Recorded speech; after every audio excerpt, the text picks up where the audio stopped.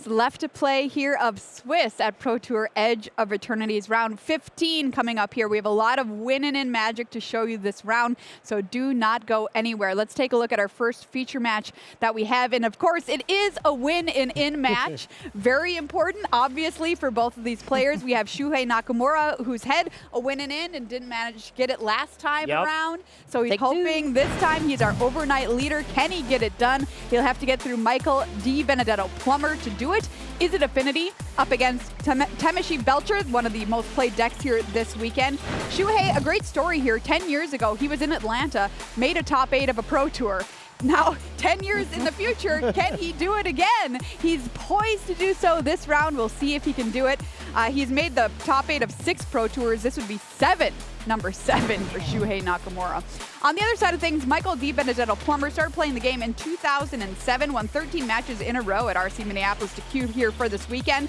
On Team Serious players only. By the way, another member of that team, there's only 7 people on the team, is none other than Justin Schabel, who is in our top 8. So that team, with only 7 players, is poised to possibly put 2 people into the top 8 here this round, which would be incredible for such a small team. Those are the players. Tell me about this matchup, Corey. Yeah, so let's first start by looking at Shuhei Nakamura's Is It Affinity deck. This is a deck that we've seen quite a bit. I'm going to talk about kind of the key cards that are going to come up in this matchup. I really want you to pay attention to that one of Pithing Needle, Urza's Saga, and Tormod's Crypt. We could easily see Shuhei lead on turn 1 Urza's Saga to be able to get Pithing Needle down as fast as turn 3 to be able to name Goblin Charbelcher. And then Tormod's Crypt doesn't stop the Belcher itself, but it does interact with the Temeshi side of the combo. So you have those good pieces of interaction, but this deck is a turn slower usually than the Temeshi Belcher list. So now let's take a look at Michael DeBenedetto-Plummer's list. Temeshi Belcher here, going to be trying to, just be as fast as possible. Maybe hope Shuhei doesn't find one of those pieces of interaction. And for game 1, the only way to beat Pithing Needle is, one of these sink into stupors to be able to bounce it and then untap and win with Belcher. So that one of Pithing Needle is going to be gigantic. Post board, it does get a lot better for Shuhei as well. So if Shuhei can pick up game number 1, huge advantage to him. If not, huge advantage to Michael DeBenedetto-Plummer. And Michael already beat Shuhei once today. In Limited, yep. Limited this morning, ending Shuhei's winning streak. So Shuhei perhaps poised for revenge here in round number 15. Let's put somebody else into our top 8. I'm going to pass it on over to Marshall and Paul. Yeah, thank you, Maria, and welcome back to the booth here at Pro Tour Edge of Eternity's Marshall Sutcliffe with Paul Cheon. And, well, this is where the rubber meets the road, Paul. We're down the stretch on the tournament here, and we're going to be filling in some top 8 seats this very round. Yeah, so much on the line here. We talk about just kind of the overall greatness of Shuhei Nakamura, but wow, 10 years. It's been a while. A long, long time since he has put together a top finish, and really, really poised to do well here. He's been absolutely crushing with the Affinity deck, but Michael DeBenedetto also doing really well. Might have Shuhei's number, already beat him once. Maybe he can do it a second time. Yeah, this is a little different matchup than when we saw them play earlier today. Shuhei was playing green-white power and toughness. Now all of a sudden he gets to really flex with this list that he's brought. This Is It Affinity deck, probably my favorite of the bunch that we've seen this weekend, Paul. Weapons manufacturing, and it has the ability to put out just a huge number of permanents really, really quickly, and even has some cool kind of almost like combo-ish finishes. Yeah, I mean, we saw him do that a couple of times where he got the weapons manufacturing in play, made a bunch of tokens, and then that combined with the engineered explosives, you can just kind of blow up the world and also blow up your opponent. One other thing with the engineered explosives, typically you don't want to use it until you actually win the game because you have too many 0 drops. But if Shuhei is very desperate and needs to kill, for example, a Lotus Plume that's kind of coming off, it's something that you could consider, but again, that's a desperation play only. Players are taking a look at their opening hands here, and it is time for game number 1. You can see these players are both sitting at 11 and 3, which means they're 1 away from top 8. Great hand here for Michael DeBenedetto. Of course, you always want to lead with the turn 1 Lotus Bloom. Just gives you a much higher chance of just being able to win the game on turn 4. And if you look at Shuhei Nakamura's hand, we talk about kind of, if you start with a Pinnacle Emissary turn 1, that just completely unlocks your hand. Shuhei does not have that right now in his opener. So he's going to play Tormod's Crypt, Mem Knight. I mean, wow. Imagine how good this would have been if he had that. That would have been 4 Thopters. Now, he will still be able to cast the Thought Cast here. Did the last one get hit? It did, by force of negation. Got it. For the last bobble to keep him off of Thoughtcast. Right, okay. Yes, Stern Scolding not particularly good in this matchup. It doesn't really counter the Pinnacle Emissary or the Kappa Cannoneer, which are the 2 most important cards that you want to counter. You don't really think too much about countering a Memnite or an Ornithopter.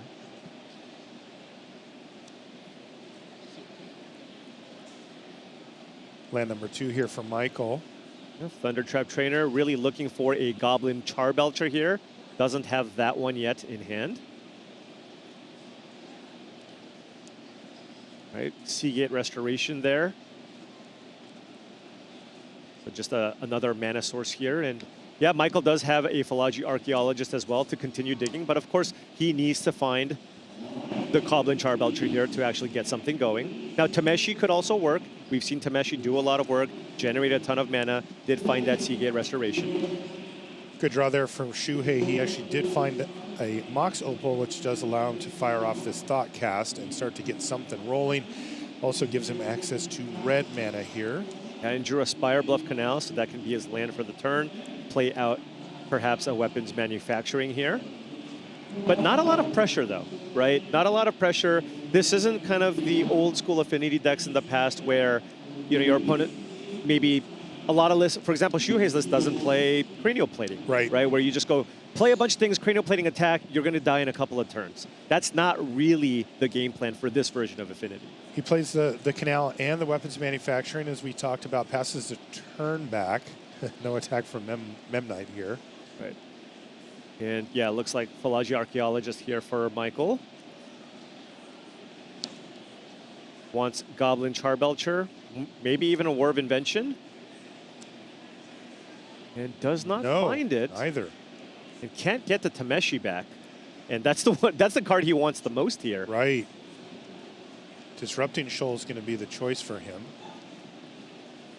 Plays a land. Plays a land and just has some counters, so. Okay. Yeah. Next turn is when the Lotus Bloom comes off. I mean, if he can find that Belcher. Just off the top, yeah, for sure.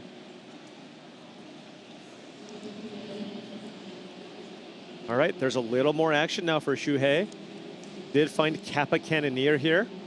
Can he get it on the battlefield now? Yes. He can, but playing things slowly. You know, Shuhei would also be really interested in just being able to, you know, Metallic Rebuke, one of the few ways to actually interact with the opponent as well.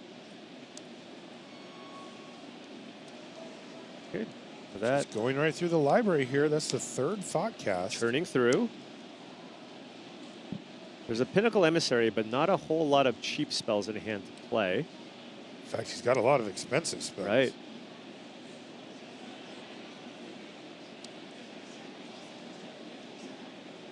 So you can play out the Emissary. That would trigger the Weapons Manufacturing, give you an additional artifact. He does want to just get a big pile of artifacts for these Cannoneers. Right. But at least based off of this hand, I suppose you can also play the Sink into Stupor in hand. There you go, take 3. And now you have 5 artifacts in play. So you can just play out a Kappa Cannoneer, maybe? 5 artifacts plus the land. Right. That works. Yeah, because you can't cast the... I don't know if you have enough for the Thought Monitor. Excuse me, there's 6 artifacts in play. There's a Mox Opal there on the bottom. Right, but the Cannoneers improvise, right? Right, but you could play... The Thought Monitor's Affinity. So you could run out the Thought Monitor instead if you want. Gotcha. Well, let's see what he wants to do. It looks like it's not an easy decision either way for Shuhei. Yeah, because you will be tapping down your last source of mana, so you can't be representing a Metallic Rebuke or anything like that. And of course, this is a critical turn coming up for Michael, and Shuhei knows it. He does not know what's in Michael's hand. All right, going for the Thought Monitor here instead. Disrupting Shoal on Seagate Restoration. It is a 7-mana spell. Wow, 7 for 7. All right, you got something out of that. So that could have been a consideration to play the Cannoneer, because I don't know that there are many 6-mana blue spells. That's interesting. Okay, all right, does big he draw. find what he needs here? Actually has a Jwari Disruption. Oh, found the Belcher. Oh, he actually hit it, but his land is a tap land. It's a tap land, so he's going to wait here. But wow, what a draw here. And Shuhei doesn't have any counterspells in hand. So next turn, if Shuhei doesn't find some way to deal. Yeah, and all he has is weapons manufacturing and a Kappa Cannoneer. So Michael gets to just pop off. He just gets to play Goblin Charbelcher, and even if Shuhei Nakamura has a Metallic Rebuke, you can just sack the Lotus Bloom to pay for the Rebuke. Holy smokes. Wow. What a rip for Michael. Great, great draw. Oh, it looks like Shuhei did find a Thought Monitor. Now, if you can find a Pithing Needle, right, he has one in the deck, you can just naturally draw it. Oh, God. That could get it done here as well.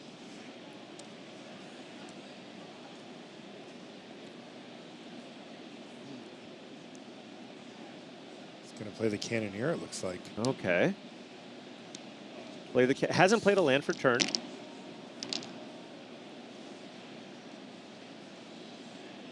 Can still play the Thought Monitor here. And if now he needs to draw land or Mox Opal plus Pithing Needle, which is, he needs to find 2 cards.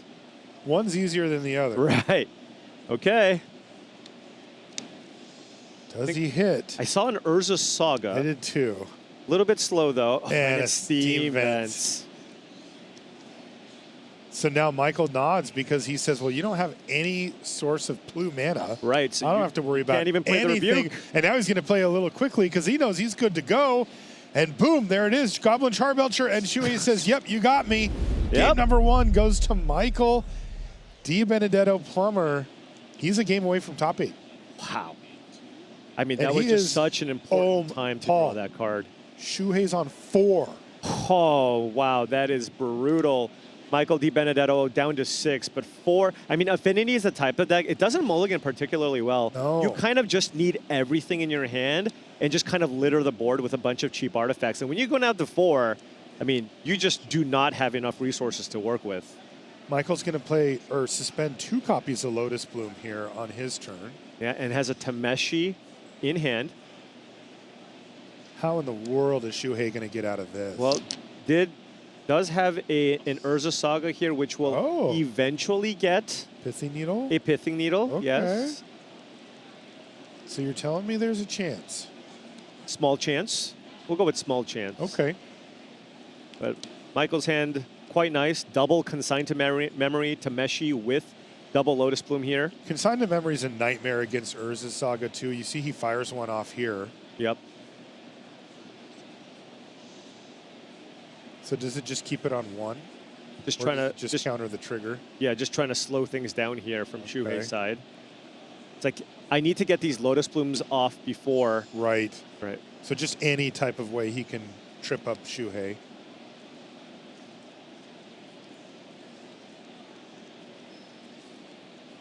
And Shuhei just hasn't played anything. Does have some counter magic. Mystical Dispute, a very strong card against the mono blue deck. But once the Lotus Blooms go off, you can kind of... Yeah. Mystical Dispute doesn't become as much of a problem. But the thing is, right now, I mean, Michael DeBenedetto does not have the Belcher. Right. So right. Last time he drew it exactly on turn 4. Maybe that's his plan. Yeah? Just rip it.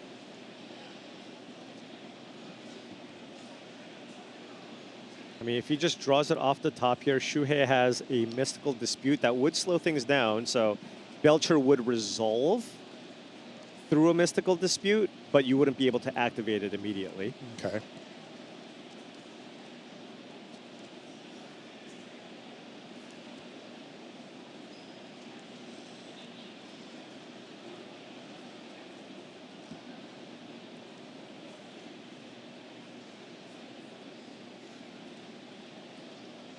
And if you notice there, Michael not actually playing out the Philology Archaeologist, choosing to keep up Consigned to Memory instead here.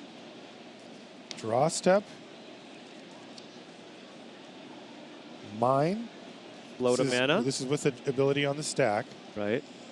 And we're going to see Consign, I suppose, counter both. Replicating. Yeah. Yeah. Wow. So This way Michael Shuhei just can't counter burning back. 2 cards. Right. Right.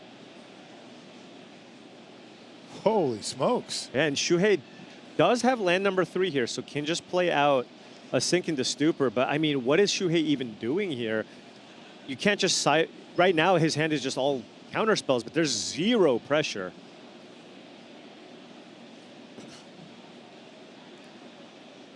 He has a Pinnacle Emissary.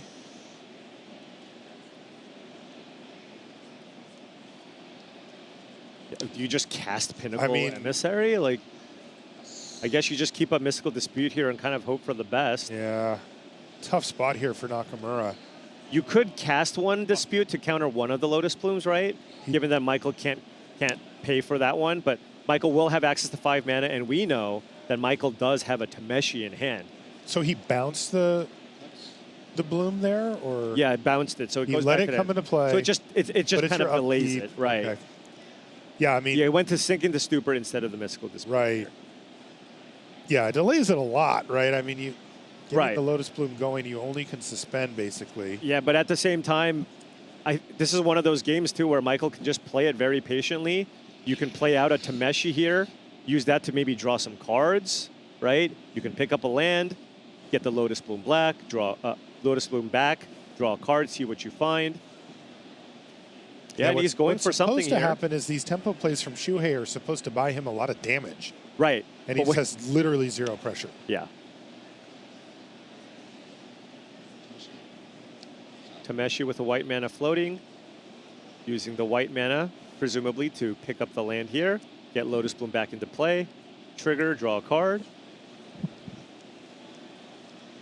Somebody in chat was asking, why would you play Tameshi as a just cheap card draw? And you're going to see It's more than just cheap card draw. It allows you to generate. I mean, we've seen explode 15. 15, I think, was the Yeah. most mana that we've seen generated in one turn. It can just do absolutely absurd things. All right, Flare of Denial. Obvious choice there, given that we have a free creature in the Philology Archaeologist to sacrifice. You got a Tameshi in play. And, you know, Michael's just feeling pretty good about the spot here, despite the fact that he doesn't have a Goblin Charbelcher going. Yeah, he's under no pressure and building up his resources that he'll need for when he does find it. And he will eventually find it. Yeah, and none of those boom coming off. And all Shuhei has is a lone Mystical Dispute. But he also has to fight through a Flare of Denial.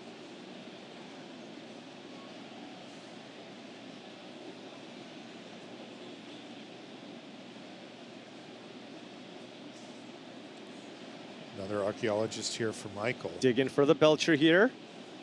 Still hasn't found one. Does hit a land. Yeah, I mean, that's a nice thing about this deck. It's almost impossible to miss with the Archaeologist because all your lands are also spells. So you're just almost always going to hit, unless somehow you flip over 3 creatures, which is super rare. Very rare. Yeah, you see the Disrupting Shoal in hand for Michael. That also takes advantage of that same interaction. Okay, well, this is at least an attempt at pressure building here for Shuhei. He's got Pinnacle Emissary. He's trying to warp it.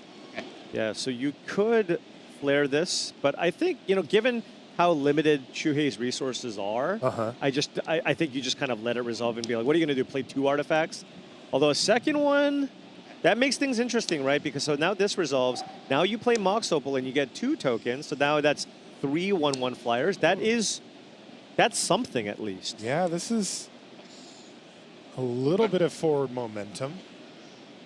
You see the Mystical Dispute still in hand for Nakamura, but unfortunately for him, this has been one of those games where Michael, he has 3 Lotus Blooms going. You've got 9 mana available, and of course with the active Tameshi, we're looking at much, much more. And there's just Goblin Charbelcher. Charbelcher right off the top. He's going to cast it, and that is top 8 for Michael DeBenedetto-Plummer. Congratulations. That's our 2nd player taking that top 8 seat for Michael, charbelching his way to victory. Serious players only. I guess they weren't kidding around. No, two members, the two locked members, Look at him. on the same team. He almost can't even believe what He looked just at his happened team. He's here. like, I know. What? I mean, you're playing for top 8, playing against the Hall of Famer. They mulligan the 4, and you find the Belcher when you need in both of the games. Really well played and played out really nicely for Michael. Also, nemesis for Shuhei at this point, right? He knocked him out both times, but Shuhei still lives to fight another day in the next round. Yeah. I mean, Shuhei's still sitting at 11 wins, so he can be the master of his own destiny. 12 is the magic number. If he wins his 12th match in the next round, he's still in. And then there's also some tiebreaker considerations as well, where there could be a slight chance he might even be able to draw. Yeah, and he should have really good tiebreakers because he was the overnight undefeated player. So that is not over yet for Shuhei Nakamura, looking to repeat a top 8 here in Atlanta, just like he did 10 years ago. We're going to take a short break here from Atlanta, but when we come back, we'll have more second to last round modern action for you. Don't go anywhere.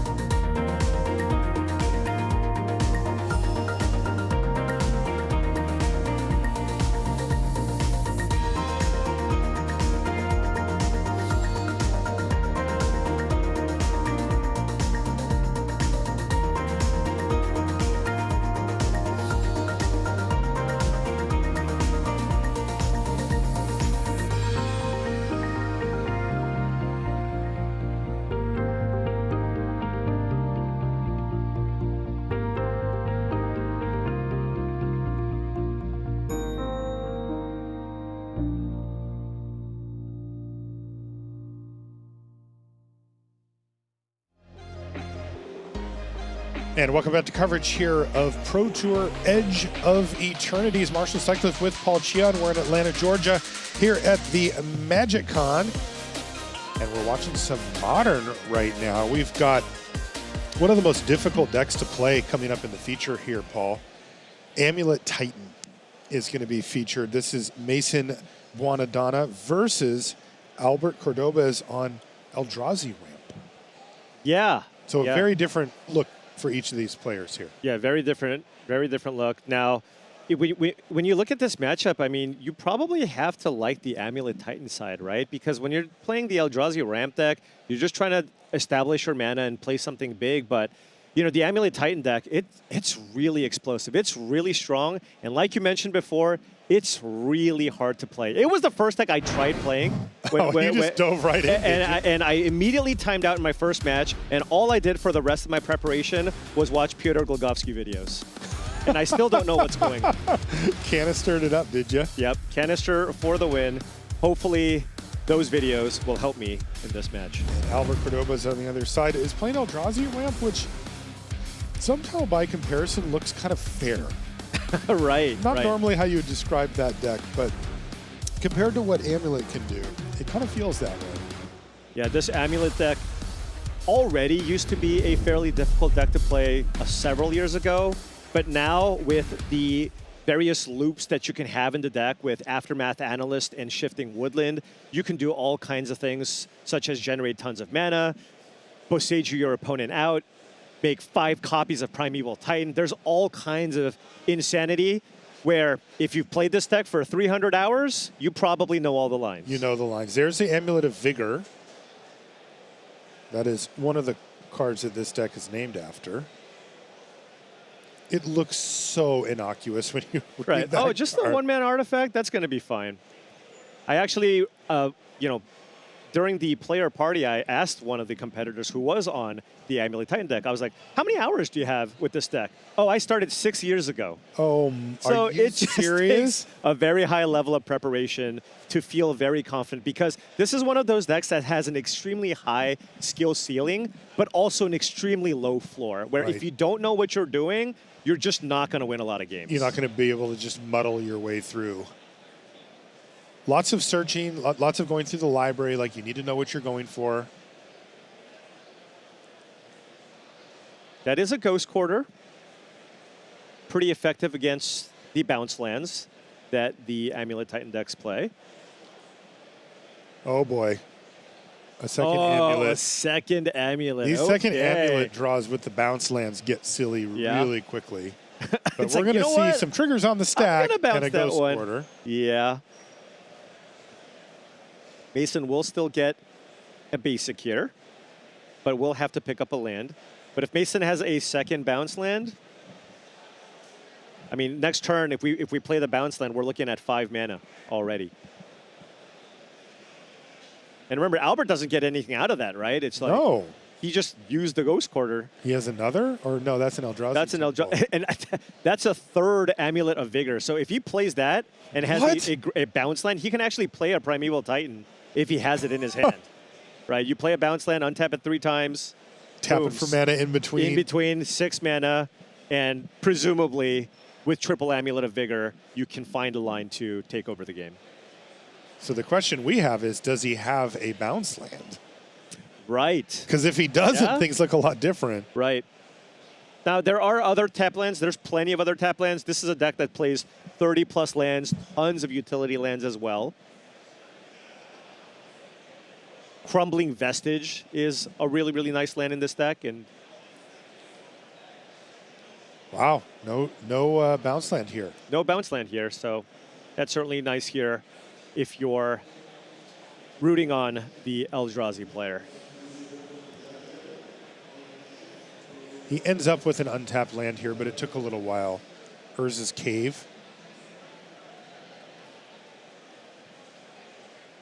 So that one, you pay 3 mana, you sacrifice it, and then you can search your library for a land card and put it onto the battlefield tap. So you can use that to get a bounce land, but you do need 3 mana to actually activate. Yeah. So, which 3 is kind mana of tough and with tap it. Right. Yeah. So that's not really going to be plan A right now. He's quite a bit off of that. Right. Plan A, honestly, is just cold ripping a bounce land off the top. But Now, if Albert can start getting his ramp going, we've seen that the Spanish Tron list, if you will, has land destruction effects in their deck. So Really? if they get that game plan going, I mean, that's another Ghost Quarter right there, but So- he doesn't have a good target. We're talking about a deck that plays 3 copies of Ghost Quarter and I believe 4 copies of Ice Till Explorer. Really? Right? So, So if they you can can just get churn you if you can through. get that going, that's certainly a direction here. And if I'm looking at this Amulet deck, How many I see beasts is it? I see 3 forests. So at some Okay. eventually they can run out. There's one right now. That is a Crumbling Vestige, and probably targeting the Crumbling Vestige before it can untap 3 times for 3 colorless mana. Oh, he decided not to. Okay. So That's 4 mana by itself, and now you can sack the Cave to go get a bouncer. to get a tap land here and generate a ton of mana. Could get a Lotus Field too, potentially. You can sack the other 2 lands, and all of that generates. That is, That- that is a Lotus Field. That is a Lotus Field, and that generates 9 mana. Oof, I'm glad I got that one right. Yeah, and that one has hexproof, by the way. That so one can't Ghost Quarter that one. He's gonna. I think Albert's gonna regret not just ghost quartering Right. there. So that is, well, you will see here just how much mana Mason has, but it does look like Mason is feeling pretty comfortable here and probably has the tools So he has go off with triple amulet 11 of Titan. mana right now? He does. He does. So if he has a Summoner's Pact, you can use that to get Primeval Titan. He does If you need have- to sack the land still, right? Okay. Right. And that is a Teleria West, so you can transmute that to get the Summoner's Pact, which will then get you the Primeval Titan. Look at you. I don't know what lands you get. I know what. There's one creature in the deck, Marshall. Well, no, there's an Aftermath Analyst as well. It's when he casts a Primeval Titan, where I will just go. We'll see what Mason gets. Okay, that's when we jump off that particular train and We'll just see what see he where gets. where it leads us. He's going to get some cool lands that come into play tapped. Albert can do nothing but watch, at least at this point. Is Mason still figuring out what to get here? Because he can just get Aftermath Analyst here. Yeah, right? I mean, And if you played, there's so many lands in the is the graveyard. whole graveyard You land? can just get so much mana here. All right, but going with Prime Time here. And then there's also a loop in the deck where you have Aftermath Analyst and Shifting Woodland, where if you do have yeah. Delirium, you turn the Shifting Woodland into the Aftermath Analyst in your graveyard, and with enough mana in play, you can basically just generate a ton of mana.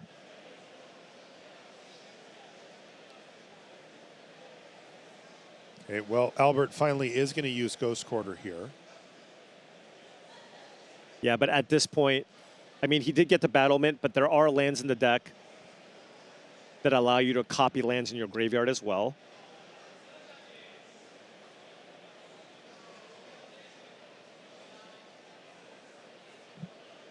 I see a Malevolent Rumble. Okay. Nice. I like that. That's card. a Shifting Woodland. And that is an Ice Till Explorer, which is really good against somebody trying to Ghost Quarter you out. Extra land drop, plus you can play them from your graveyard. Yeah, nice. I imagine it's a one of. It's a nice card that you can search for as well with the Summoner's Pact. Yeah, Summoner's Pact having the ability to get the kind of silver bullet stuff to get you out of these sticky situations, really nice.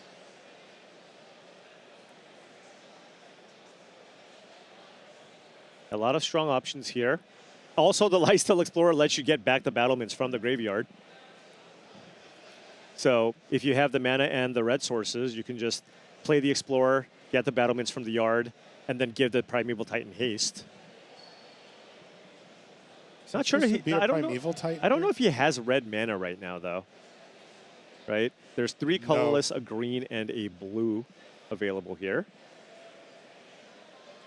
You think Albert's having fun? Yeah, I mean, he's just like, am I dead? Please tell me if I'm dead. Right. How much? I is it? used my 2 pieces of an interaction in Ghost Quarter. Oh, and that, okay.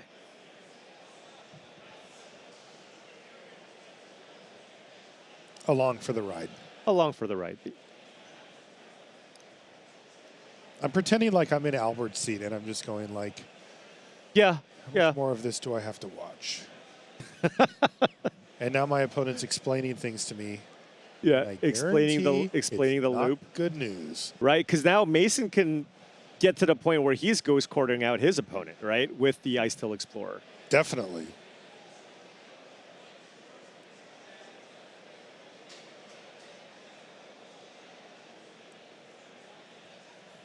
So I believe Mason has played the land for the turn, but then the Ice Till Explorer allows you to play an additional land for the turn, and plenty of lands in graveyard here for Mason.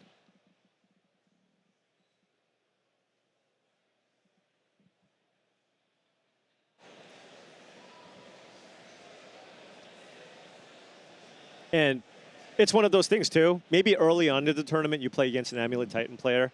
You're like, maybe they'll mess up. At 11-3, much less likely that happens. Much less likely. Yeah, I think if I knew my opponent was on Amulet, I'd be like, how was limited for you? You know, oh, Right. Yeah. I went 1-2, 2-1. You know, oh no, Yep. undefeated. Exactly. I was in one of the testing discords just to kind of see the process behind what they do. And when there was just an amulet line, they go, okay, this is what you do. when you have 4 lands, 1 amulet, and escape shift, and it was just a 1-page sheet that you needed to go over in terms of how to sequence things perfectly to make sure that you had a very likely kill on the spot. And then when things change, of course, when you have 2 amulets or 3 lands, or so it's just there's so many different iterations and so many different things you can do where in the hands of a more capable pilot, I do think this deck is a very, very good choice, but it's really hard to get to that point. It's been doing well this weekend. Reminds me of like Doomsday. You know, where you have to like know the situation and know exactly which cards to get. You kind of have to memorize them. Yeah, yeah. I mean, personally speaking, I've been playing the game for a while. At least for me and the way that my brain's wired, this is the hardest deck that I've ever practiced with. Okay. And I mean, you can see why. Like, this has all happened on one turn. Yeah. Like, the Lotus Field came into play this turn. Like, this has been forever. The Primeval Titan, too. Yeah, and like, even if somehow Mason fizzles a little bit, what can Albert do next turn? Is that a Primeval Titan copy? No, it could be a Malevolent Rumble token, right? Spawn token, maybe? So it's not a copy. Yeah, well, I don't think he's played a card that's allowed him to copy. I don't think I don't think there's a mirror pool anywhere, right? I'm unwilling to commit. Let us not make any assumptions. But yes, Mirror Pool is the land that you would search for to make additional copies of Primeval Titan. And right now, I don't see one, but there could be one in the graveyard. I think that's a spawn token, though. Oh, no, it is a copy. I mean, it says copy. It does say copy.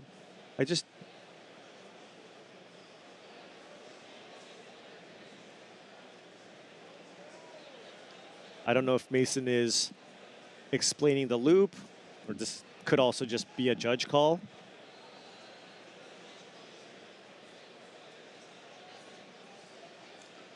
Caroline thinks it's another Primeval Titan.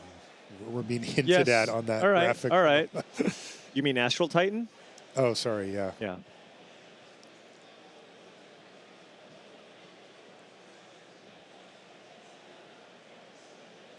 Oh, okay. The card in the graveyard is a mirror. Card a mirror pool? Okay. Yeah, it's just that's not the mirror pool. Right. That's a newer mirror pool art. I'm used. Yeah. Thought it was a Lotus Field, maybe. There you go. That is a mirror pool. None of this counts. Like you're good, dude. Oh no, I am not. You know, sometimes when I miss a couple of calls, I'll be upset at myself. I know. This one, I don't want to. You know what? I'm not listening to that. I am totally good. If you know. I mean, the players themselves are trying to figure out. Right, Albert's picking up the lands. What does this one do? We're all here together. That could be a planet for all we know. They are having quite a discussion here.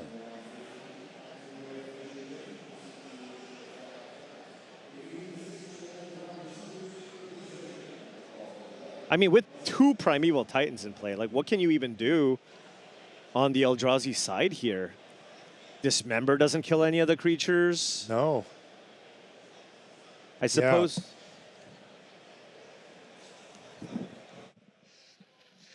Yeah, this absolutely has to be some kind of ruling question with some of these triggers. Yeah, that looks like a judge hand. Perhaps. I would be shocked if clarifying. that was Mason's hand, I would say. Mason would have very long arms. That would be extremely long. So they're going to work through the judge call here.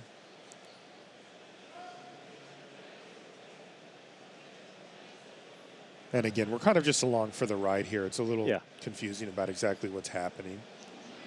We have lied. That's fine. Thank you. So we're up on the ruling and move on. Sounds good. Thank you. No, just. Okay, cool. Interesting. Go next And we're going to go to the next game. Okay. We caught the very end of that conversation, and Mason said, so you're going to uphold the ruling. Okay. And then said thank you, and then the game ended. So I assume Mason wins that game, and yes, all right. But that's probably just an artifact of how difficult this deck is to play. Right. Like somebody had a little misstep timing thing there or something. Yeah. All right, well, let's take a look. Let's see if Albert's got a better chance post board. geez. What is this? Forest into Grazer. Oh, one of the best creatures. We talked about this earlier. Turn 1 Grazer. did Can it be come up. stopped? Can it be stopped? And there it is. In case you didn't know what it did. Right on time. There it is. What's your favorite part? The reach? 3 toughness? The artwork? Creature type. So many things to love. Yeah. So taking a look at Albert's sideboard, there really isn't a whole lot. I think it's mostly a I hope I dodge this matchup type of situation. Oh, really? There's some disruptor flutes in the sideboard, which I suppose you could name to try to slow down, what, a Primeval Titan? Maybe make it cost 9 mana to cast or something along those lines. That's tough. Yeah. And we see the quick start here from Mason. But Albert did have a pretty decent start himself. Ugin's Labyrinth with an Emrakul exiled and a Malevolent Rumble. Okay. Yeah, when you just draw the amulets, this deck is much, much easier to play. Oh my gosh. Oh boy. Another one?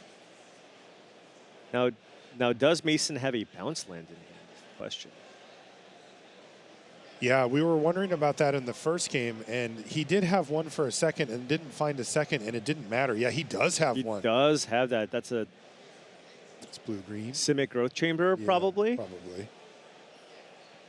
And then has to figure out what to pick up here. You want to just pick up the Growth Chamber if that's the only bounce land. That's maybe what you're going to want to do. But picking up the Forest here and casting Malevolent Rumble. Ooh, all right. So another bounce land. There's also Primeval Titan here too. And you have to assume that the Urza Saga, when it goes to Chapter 3 next turn, is just going to go get another copy of Amulet of Vigor. Yeah, and that does seem to be the case. He took the Primeval Titan, Yeah. replayed the Forest, and off you go, Albert. All right. What do you have, Albert?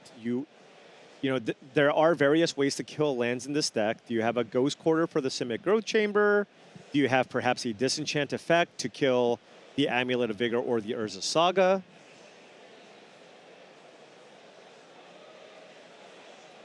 What is this? Sowing Micah Spawn. Okay. I mean, that All is right. disruption to some degree, right? And you get a Ghost Quarter, so now you can use the Ghost Quarter here too. Perhaps you just go after the Urza Saga, so a second Amulet of Vigor doesn't come into play, or maybe you just wait for Mason to get that tap land into play and then just kill that in response to the triggers. Interesting. So Mason floating a mana here, going to be fetching out the Amulet of Vigor. And then if Mason does play out a bounce land here, you better believe Albert's going to fire off that Ghost Quarter on the bounce land.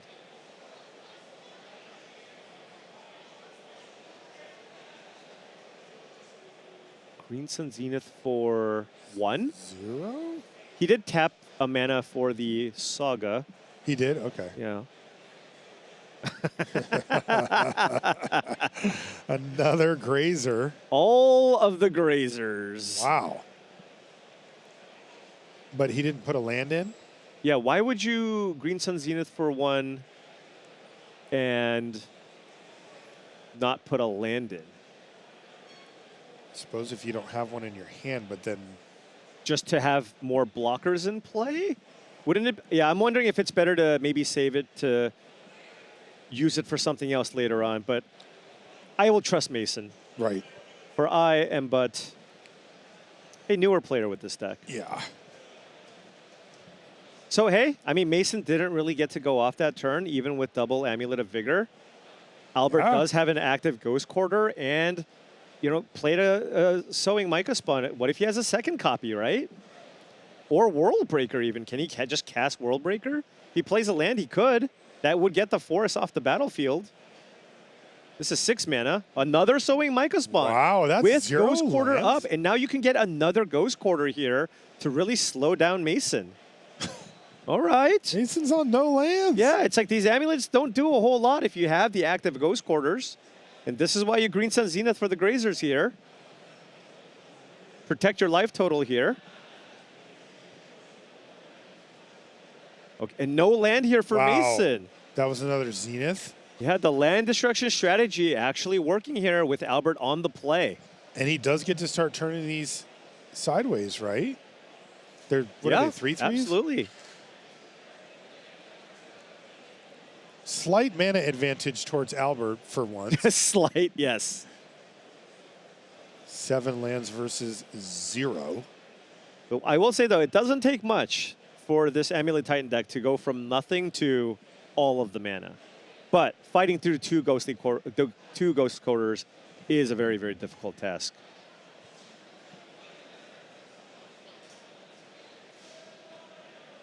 Is that So I saw an Ice Till Explorer, but I think I also saw a Harrigast.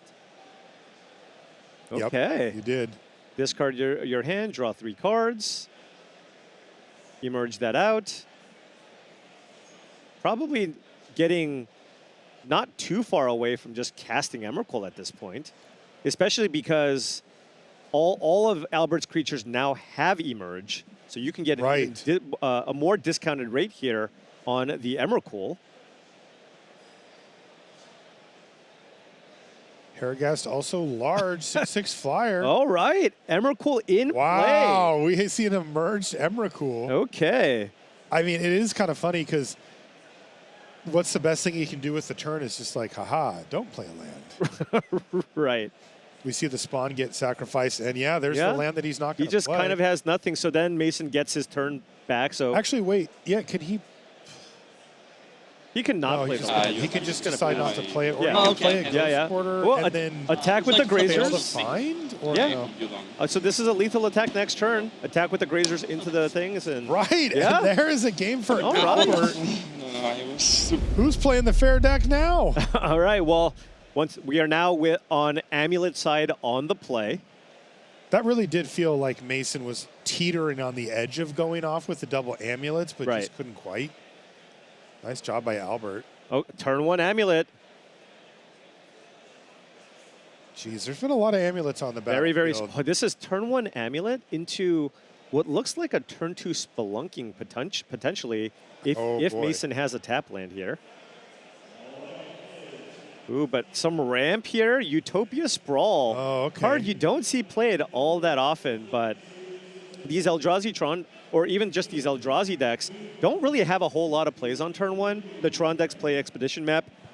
Here, Albert's list isn't even playing Tron, so he's just playing Spelunking, Utopia by the Sprawl. way. There is the Spelunking here, so... And he hit a bounce land off of it, too. But he's just going to go for the Urza Saga. Okay, so this is a really, really strong board here now for Mason. Albert's on 3 mana sources next turn. But this just might be a little bit... I think Mason might have just a little bit too explosive of a start here. On the play with the turn 1 amulet. Into turn 2 Spelunking, which kind of act as redundant copies of Amulet of Vigor. Right. Yeah, Talisman, not going to quite get it done. Feels so slow. So, you know, if Albert doesn't have a Ghost Quarter here, Mason has a really, really good chance of being able to go off and win this game on turn 3. It is wild, but Albert has played ramp on both of the first 2 turns of the game and just feels super far behind. Right. Yeah, Rumble. There's a rumble, but maybe a Temple if you need to play a Sowing Micah Spawn next turn. at this point, Albert's hoping to get a next turn. I wonder if there's a world where you could cast the Emrakul. Probably not enough. Looks like he's looking at the Eldrazi Temple here and basically going, I hope you don't have it. Right. Please do not have a Primeval Titan here or a Summoner's Pact. Yeah, Albert's deck not huge on interaction. He's kind of at the mercy of what Mason wants to do. That's a Green Sun Zenith. So with a bounce land, that should be enough mana to go fetch a Primeval Titan. We're looking at 3 mana already in play. If you play the bounce land off with the Spelunking and the Amulet of Vigor, that's 7 mana.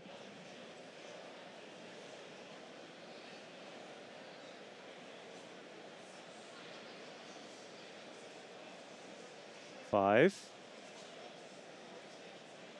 Okay, Green Sun Zenith. All right. Yep. Oh, Ice-Tail Explorer. Okay. That's a really good way to fight the land destruction strategy from Albert. Gives him a little bit of backup plan. Insurance plan. Oh, excuse me. Spelunking replaces the Amulet of Vigor, so you don't get the double trigger. Ah. So this was his play here. And he did Build the actually mill a bounce land, here and too. with the Ice-Tail Explorer in play, you can get that bounce land for the next turn. So still a very, very good turn. And Mason did not have to play a Summoner's Pact, right? So he just has access to all the mana here. And it's on Albert now to play whatever ace he has up his sleeve.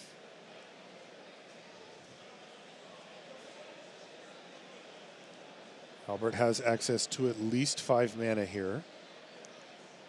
Could play an Eldrazi Temple to get him potentially up to 7. Then what do you do? Maybe cast a World Breaker, right? Like we're just Yeah. Okay, 3, 4, 5, 6 mana. Okay, yeah. Kozilek's Command. Going after the Ice-Tail Explorer and probably just making 4 spawn, and then next turn could potentially just run out an Emrakul or some other gigantic Eldrazi. Oh, just going for the Sowing Micah spawn here instead. Okay. Probably getting another... I guess now at this point you can get a Ghost Quarter. That's what he's been getting in previously. Unless you need more mana, then you get a Temple.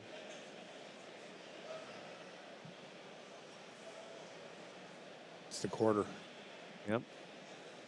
And now, do you use the quarter? Do you quarter? Yeah. Do you quarter the Urza Saga? Do Right. you quarter the bounce land? Do you wait for a bounce land? Absolutely no idea. Same. Albert is having to make this decision in real time, though, as we sit in our booth. And it is going to be the bounce land. It's going to turn into a forest here. So 4 mana available here for Mason.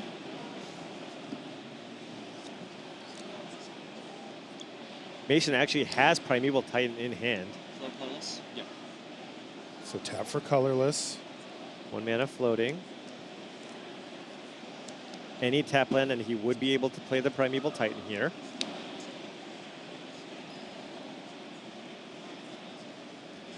He's got to have it here now, right? Double Amulet, 4 mana, unless he just has 0 lands to play, it would right? be weird, but we did see last time he struggled even with amulets in play. Yeah, that's true. Oh, and there's the bounce Bingo! land. There it is. Tap.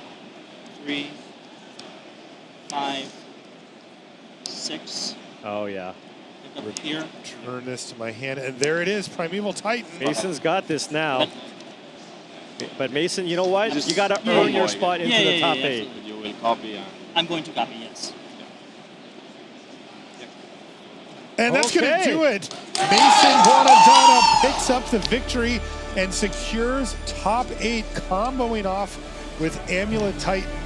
And even Albert didn't want to see every bit of action down the stretch there. Right. It does take a little while, but he had seen enough from before. Yeah, I mean, there was just too much there. There are just so many options. You're kind of at that point where you have so many resources where it's just so hard. Go! Ah, a little celebration there. Then Nathan Stoyer? That is Nathan Stoyer coming in to hug him. And you saw Mason give another handshake there to Albert as well. Good sportsmanship there leading out. Remember, there's one more round to go here, so we're not done yet.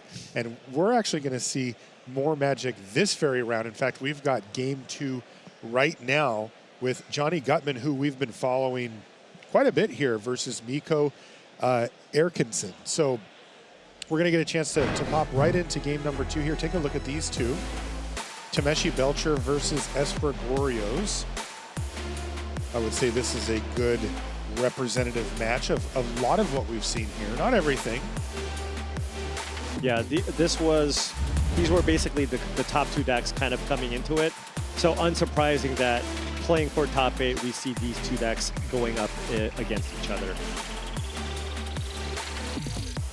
Mikko Airaksinen, I believe, was a finalist in Arena Championship 7. Played, and I remember I was covering that event, and I just remember being extremely impressed with his play during the course of that event. Well, he impressed Jonny with game number 1, picking up the win. Yeah, up a game here. So he's that close now. Now, Jonny Guttman's sideboard has a lot more interaction. Game 1, the Esper Goryo's Vengeance deck doesn't really have that much interaction, but after sideboard, we are looking at 3 copies of Mystical Dispute and 3 copies of Consigned to Memory and 2 copies of Teferi Time Raveler. If Teferi Time Raveler resolves and a Lotus Bloom is suspended, can't cast it. Here we see Thoughtseize from Jonny. He's going to get Flusterstormed. Yep, and And Jonny that would have be to for pay 2 mana, right? He's going to pass the turn back. Mikko.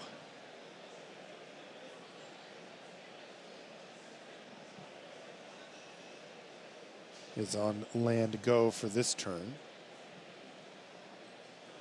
Critically, we see no Lotus Blooms yet. Right. I will say the one thing that's kind of impressed me about these Belcher decks is, you know, the ideal draw is, hey, turn 1 Lotus Bloom, kill you, turn 4. But we've seen it even win some drawn-out matches. I've been really impressed with the deck's resilience. I have too. It's just really got the ability to keep the opponent off balance. Look at this. Mikko Mystical with Dispute. clean answers to both Thoughtseize and Teferi Time Wow. Traveler here. Well, if you're not going to have the combo pieces, you better have the answers, and that's what Airaksinen has here.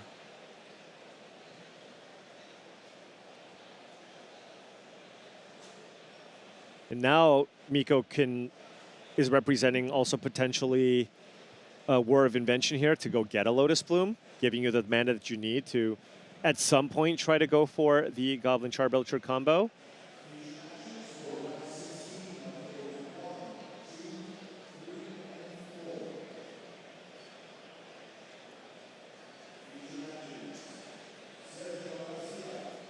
Going for it. Will Jonny use some kind of counterspell here for this card? Could potentially have a Mystical Dispute just to slow down Mikko's mana development. Yeah, this is one of those. War of Invention's a really nice card in this deck. It asks an important question. Hard cast Force of Negation, but Mikko aggressively using the shoal here. Wow. I wonder if Mikko just will go for it here. I mean, right? does he just have the combo ready? I mean, Jonny already used 1 Force of Negation and Yeah. is tapped out. What's the chances he has another blue card and a Force of Negation in hand? Seriously. So if Mikko goes untap land Belcher, that could just be the game.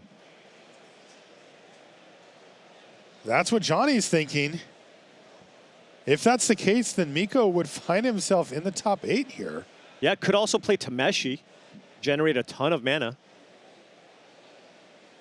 Okay, so much better outcome from Right. Jonny's perspective than the alternative, although we do see in that pile from the trainer, Goblin Charbelcher. That is a Goblin Charbelcher.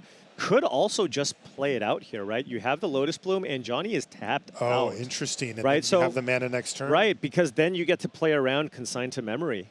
You just get it in play. Wow. Now, the question is, does the Esper Goryo's Vengeance deck actually have an answer to a resolved Belcher? Oh, one you that's have sitting on something the to get it off the battlefield. Teferi Time Raveler is one of them, right? You can bounce it. Johnny's already cast one.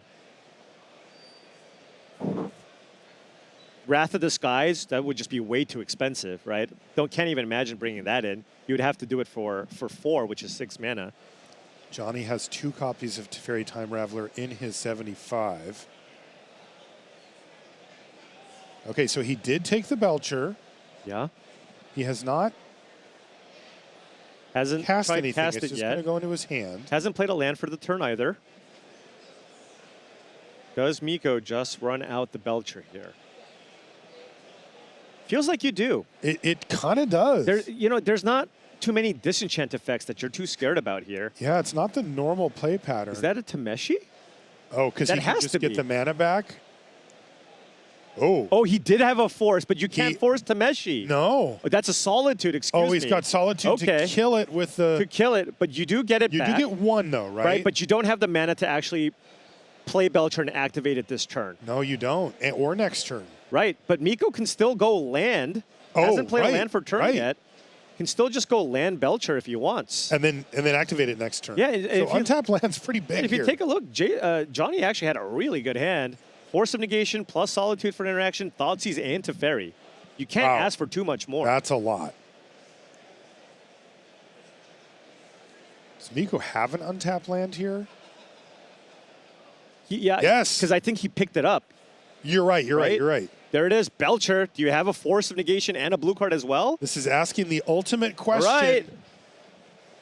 Jonny needs an answer, maybe his second Teferi, something to get that Belcher off the battlefield. I think second Teferi might be it. If he passes back, Airaksinen is just going to activate it and secure a seat in the top 8.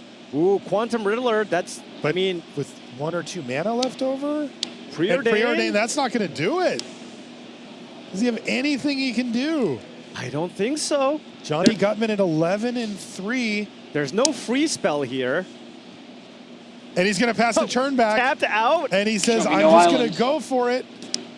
Oh. And Johnny's going to make him show that there's not an no island. use to your deck if there's no I mean, I'm so smoked at this point that let's not make no any. worries. Both so of the players stoked. are 9, 11, 12, 13, 14, 15, you are 19. He has 1 16, island in his 17, sideboard. And you don't bring it in for this match. Congratulations. And there we go. There's a top 8 for Mikko Airaksinen. Congratulations, Goblin Charbelcher with Tameshi. Congratulations. Makes it in there. Look at the And elation. you know, I keep saying this, but it is not over for Jonny either. He's got another round to go. Yeah. He's in sketchy territory though compared to what he was in here. The constructed rounds has been a little bit tougher for Jonny Guttman. 3-0, his draft pod was sitting at, I believe, 1 loss, right? So he went from 10-1 now to 11-4. So he is 1-3 in the constructed portion, but because of his fantastic start, because of his amazing draft deck, Jonny still has a shot here to make top 8 in the next round. Yeah, that's right. Wow, such excitement there from Team Vents. Did you see that? Team Vents. They have red and blue jerseys, and they're called Team Vents. So I kind of like it. They're on theme, no doubt about it. All right, we're going to take a short break here from Atlanta. When we come back, we'll be at the news desk setting up for the last round of action.